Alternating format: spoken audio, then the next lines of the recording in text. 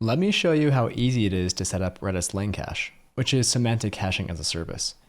After you've logged into Redis Cloud, select the LangCache menu button on the left navigation. This LangCache services page is where you can manage your existing services and create new ones.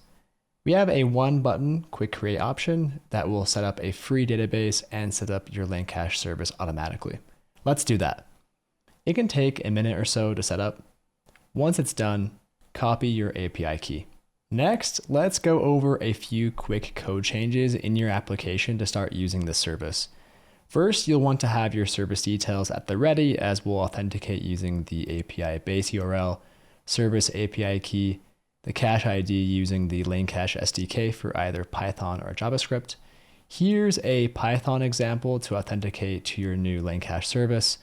The host is the API base URL, cache ID is the cache ID, and the API key is the LangCache API token. Next, let's set up a new response in LangCache with this example.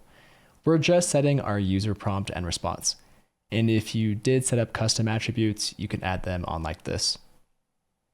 Finally, let's go over an example of how to search LangCache for a similar response like this. We're searching our user prompt texts with our similarity threshold. It's as easy as that to start using semantic caching with LangCache. Curious of the impact of semantic caching on an LLM-powered app? Here's a great example. We'll search on our chatbot a couple of times. The first search will hit the LLM and store that information in LangCache. Next, if we search something similar but not the same, our app will skip the LLM call and return the response directly from LangCache in real time.